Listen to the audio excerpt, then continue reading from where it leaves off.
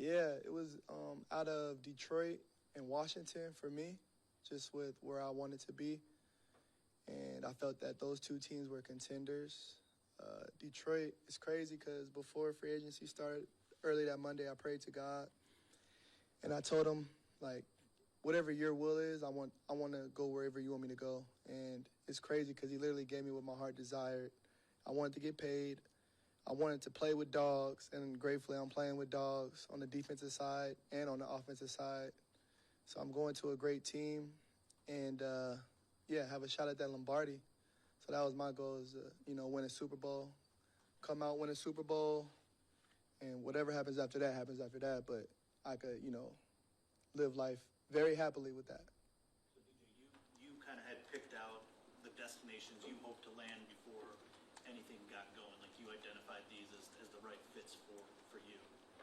Absolutely. I had several options of teams that were interested, but with the market value, with the number, and the two teams I wanted to go to, which were contenders, in my opinion, those were the two teams that I narrowed down to. What was it about the play style of this defense that attracted you here? Man, just been a fan, just far away as far as looking at teams because, we cross paths from watching other teams. You see Detroit Lions defense on tape. And we used to talk about it, just the way they played, whether injuries happened, you could tell that the standard was the standard. A bunch of guys that care about football, a bunch of guys throwing their body around for the main cause, which was to win a Super Bowl last year. It's fun to see. It's exciting to see guys playing for something that's bigger than themselves. That's something that I wanted to be a part of. How do you think you fit in this defense? Your play style fits what Shep wants to do defensively? I think it fits very well. The reason being is I'm a scrappy guy myself. I have grit. I'm a tenacious player. I want to dominate and win every rep. I'm a willing tackler as well as corner, which, most corners don't want to tackle. Most corners want to cover. I like to throw myself out there when I have to, and I also want to cover as well. So I think I fit well, and also, being a mentor, being an older guy to, help guys like TA. I'm looking forward to meeting Amik and everybody else. And I'm really looking forward to playing with the safety duo. Like, that's something I was very excited about is I'm going to be playing with two all-pro safeties, you know what I mean, which that's going to take my game to the next level, and I think just going to turn up the whole defense. Has Sauce told you about the city yet? Nah, he called me when I signed, and he just said, I'm going to make sure guys look out for you in Detroit. But, we talked a little bit on the phone after I signed. This is a new situation for you. You went from your JUCO to Kansas State with expectations. You went from Seattle to New York Jets with expectations. You're coming in here with expectations attached to a contract. Why do you have the right mindset to just kind of drop into a new place and be who you are?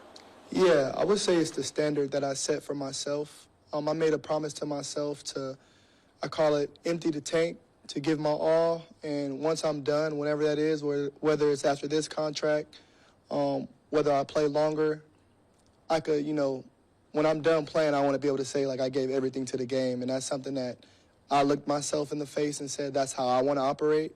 And so it doesn't matter if I get paid. It doesn't matter if I'm not paid. I'm going to play the same regardless of whatever the situation is. That's just how I operate. We seemed pretty fired up when they signed you. A couple of 5'7" corners who play more like they're maybe 6'3", 6'4". What do you like about the idea of teaming up with Amik, and maybe how much of outside doubts about what you can do with your size fueled you in your career? Yeah, that's a great question. I actually met Amik today in the training room. I met him and Aiden, and it was just good vibes, great energy. This whole day has been great vibes and great energy. And he's a dog. Like, when you watch film, he's just a dog. You could tell he plays with passion. Something that you really can't teach. It's either you got it or you don't, and he definitely has that. For me, like the prototypical stuff, I kind of laugh at it now because, you know what I'm saying, it's 3 contracts later, and people still want to talk about if I could play on the outside. And it's like I've been dominating on the outside ever since I got my shot, which was in Seattle. So for me, it's more so about focusing on my process, and I feel like the results are going to speak for themselves. You were a good player before you got to New York. Probably feel like you're a better player now. Where do you feel like you grew the most in those 3 years with the Jets? That's a great question. I would say just playing more ball. I feel like the more ball you play, the more knowledge you're going to seek. I would say in Seattle it was more of a zone scheme. I would say in New York we definitely played more man, especially this year, which, I love playing man, and, Lions love playing man, so I think it's a perfect fit. You mentioned watching the Lions a little bit on film. Did you get to watch Terrion enough to form an opinion of who he is as a player, maybe where he is, or what his potential is? Absolutely. Well, he's still young, so it was his rookie year. I thought Terrion played well. Obviously, he was handsy, which that's something that you could correct. That's totally fixable. As far as talent, as far as being sticky, it was a reason why he was drafted in the first round. So he's going to be, very good in my opinion. I think he's a Pro Bowl, All-Pro type of guy. You played mostly on the right side in your career. Terrion played right side last year. How do you go about sorting, where you guys kind of fit together? Is there something about playing one side that you like as a cornerback? Yeah, that's a great question. I would say, when I was in Seattle, that was just the side that I played, and it kind of just stuck there. Same as when I was on the Jets. Sauce played the left, I played the right. Third down, sometimes Sauce would go to the boundary. Sometimes I would go to the field. Some games I would travel with, for example, when we played Miami, some games I would travel with Tyreek. Other games, when we played, bigger receivers, Sauce would travel. It's kind of how our coaches were utilizing. I'm a football player, so if they want me to play on the left side, if they want me to play on the right side, either or I'm comfortable with doing. You talked to two other new additions today, and both of them kind of mentioned the culture here and just being able to see it from afar. What have your perceptions of the culture been in Detroit, just from seeing it afar, and then obviously coming in here today and talking to some coaches? Yeah, so even before I got here, I called a few guys that I know that played here. One was Jamal Adams, because he was just here last year, and he said he loved it here. He said, you're going to be ready to play football here. Everybody's on the same page. Everybody's playing as one. It's about football. It's about winning. And, to hear that from him meant a lot, because that's one of my friends in the NFL. And just today has just been, bliss. It feels kind of dreamy, you know what I mean? Just with everybody's on the same page. Everybody's on the same page. From everybody that I met today, it's been 100% authentic vibes. And so, yeah, I'm excited, man. See the round 5, 142 on your arm. Is that something you still kind of carry with you to this day?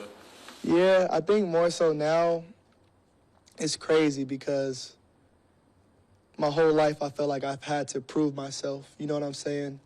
Not even talking about just the NFL, but in high school, having 0 stars, then walking on to Fresno State, then going JUCO. So I feel like my whole life I've had to prove myself. I'm finally at a point where I don't feel the need to prove myself anymore. You know what I'm saying? We're talking 3 contracts later. It's more so about me and having my standard and living to my standard. And as a man, having kids, that's looking up to me, seeing how I operate. I want them to be able to see that regardless of the money. The money is nice, but the money is really for my family. You know what I'm saying? I'm a pretty simple man, so I do like nice stuff, but I'm pretty simple for the most part. It's more so about my process, my system. I know, how to be a pro, and I want to continue to do that and just to be the best version of myself. EJ, I want to go back to you saying you kind of targeted Detroit and Washington. You got a very nice deal, maybe a little bit less than some of the other guys at the top of the market, even though you were talked about that same group. Did you take less to be where you wanted to be? No, it was the market value of what it was. It wasn't like a team that was a non-contender offered more or anything like that. That wasn't the case.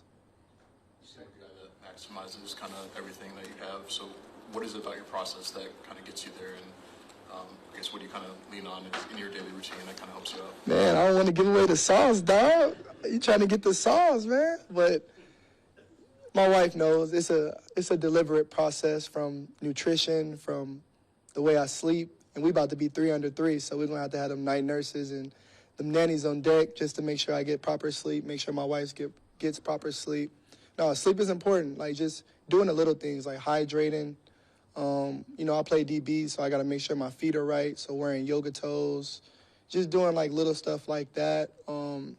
Just taking everything serious as well, and by that is, when I'm in the weight room, I want to be, I want to have the greatest lift. Like, when I'm in the treatment room, I want to have the greatest treatment. When I'm in the film room, I want to have the greatest film session. I want to take the greatest notes. That's like my mindset. It's like maximize everything you do. When you do that over a certain amount of time, it stacks, it stacks, it stacks. And you have these consistent seasons, year in, year out. Even with injuries, when injuries is inevitable, it's going to happen. But how are you going to rehab after the injuries? How's your mental health after the injuries? Because, you know, I feel like when some guys get hurt, they kind of go into a mental funk, which is normal. And, you know, you could do that for a day or two, but then it's like, okay, you got to get back to the process of healing up, getting better so you can be able to play on Sundays. When you talk to other players, I guess, around the league or even, you know, when you were on the Jets, I mean, how much did it come up that, you know, Detroit is now kind of like a destination franchise? And like, do people talk about it as like a place like, hey, if it came to be where, you know, I'm a free agent, like this is a place Absolutely. I feel like anybody that's trying to win a Lombardi could see that Detroit's on that way, on that path to win the Lombardi. I believe you guys were like 14-3 in the regular season. So, I mean, we see it, especially when you watch tape, especially the DB room. We watch tape, we see guys that want to play. When you see corners throwing their bodies, when you see guys getting injured and the standard is still the standard, the defense is not really, you know, declining because the stars are out. That speaks volumes to the culture of the team, to the coaches getting the players ready, and you could tell everybody is like playing as one, coaches and players involved, which I think is rare in the NFL today. You mentioned the third contract a couple times. How much do you even still reflect on the journey that you've taken to get here, the hard road that you took? Or are you kind of past that sentiment and more of a present-day, future type guy now? No, I always even, well, where's my phone at? If you look at my phone, I still got a picture of me at Fresno State walking on. So it's just like a humble reminder, like, you know what I'm saying? You got bread now, you got money now, but it's like, don't forget where you come from. Keep that same mindset. So that's literally my mindset. That's how I approach every day. What's your favorite thing about football? My favorite thing about football, I would say, is like, this is what I really love. It doesn't matter if you're playing a receiver that's $30 million a year, that was the first-round draft pick, or if you're playing an undrafted guy. Like, when you line it up, it's really about who's going to win this one-on-one matchup. It's really a chess game out there. Like, you watch film to understand your opponent, but, you know, they're watching film on you too, so they could change things, and you got to be able to, you know, like, change on the go. You go see the iPad after every what's it called? Not play, but after every session or whatever. Yeah, series, that's the word. My brain was like trying to find it. But yeah, after every series, you go to the iPad and see what the offensive coordinator is thinking. It's really a chess game out there. That's really what I love about it, is like win your one-on-one matchups at the end of the day. Did he catch the ball or did he not? So I love that about corner because it's really on you. Like, you can't blame anybody else but you. And I love that. I love putting that pressure on myself. Going up daily against guys like J-Mo or Amon-Ra? Oh, yeah. J-Mo's a guy. Amon-Ra's a guy. J-Mo is really fast. I actually, when we played them in New York for the first time, I had a PBU against him, but it could have been a touchdown, you know what I'm saying? He was floating, so he's really fast.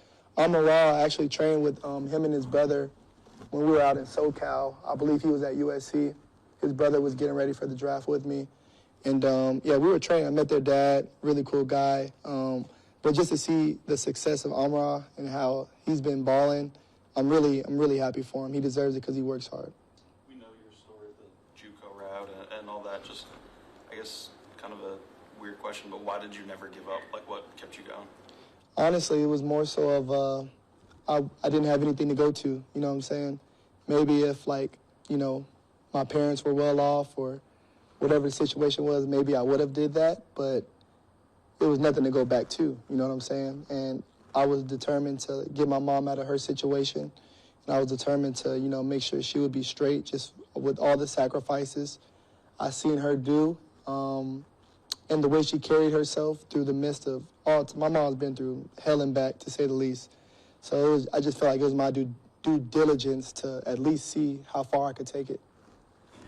You're looking forward to mentoring some of the young guys, including TA. Who were some of the vets that wrapped their arms around you as you kind of getting started in this league? Yeah, I would say when I went to Seattle, I definitely started to really become a professional. I feel like my rookie year, I was around Richard Sherman, and he was giving me the game. He was giving me the knowledge, but my maturity and just my mindset at the time wasn't really, I was listening to him, but I wasn't really absorbing the information and utilizing it and using it. But when I got to Seattle, when I tore my pec, I got to actually not do training camp, and I got to just see how guys operated, and I got to ask questions. One of the big influences of my career was Bobby Wagner. He's a true professional, and that was one of the reasons why Washington was so intriguing to play with him. He was just a guy, just a professional, coming in the building at the same time, getting treatment, prehab. After the games, I used to be really sore after the games, and I'm like, how are you guys getting back so quick? He would literally, after every game, whether it was home or away, go in the hot tub, cold tub, contrast, hop in the sauna. I'm giving away some of the sauce. But just to give him an extra day to be healthy, because he's always durable, which is very important in his game. So he was a big influence, same as Quandre Diggs, playing with him, playing with Jamal Adams. Even Steve Dunbar, very smart. He was one of those guys that played offense, so he would kind of tell me what offensive coordinators think, and the stuff he was saying was actually working in training camp. Like, he was like, watch them 2x2, they're going to run seams, they're in the logo area, just little stuff. But he was very, like, smart. And so I started kind of learning from him as far as what offenses are trying to attack in these formations. So I would say those guys. No, for sure. Thank you so much.